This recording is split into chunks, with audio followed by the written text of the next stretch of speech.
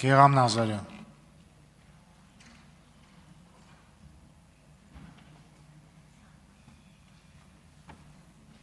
Շնորհակալություն։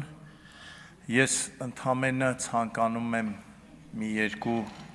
առաջարկ անել, հաշվի առնելով, որ մենք դեռ երկրորդ ընթերցում ունենք, ամեն դեպքում կարծում եմ, որ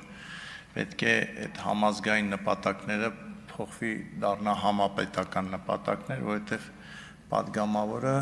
այդ համապետական նպատակների հիմնական կրողն ու իրականացնողներից մեկն է։ Ես թագավորական կուսակցության մասին հարցը մի երկու անգամ տվեցի, չցանկանալով այլ կուսակցություն կամ այլ պատկեր նկարագրել, ինչու համար, որ մենք այո Տիկին Ջուլհակյանը շատ լավ պատասխանեց, որ պետք է համակերպվեն բոլոր պատգամավորները այն տեքստի հետ, որը պետք է ասեն։ Բայց մենք ունենք այսպիսի մի խնդիր, դա արդյոք իրավական պատասխանատվություն է բերում, երբ որ պատգամավորը հրաժարվում է երդվել։ Դե մարդու իրավունքները կամ չգիտեմ ինչ ՄԱԿ-ի ինչ-որ մատյաններ ասում են, որ կարող է եւ չի երդվել, բերեք անարգանքի սյունին գամենք, բայց ես կարծում եմ, որ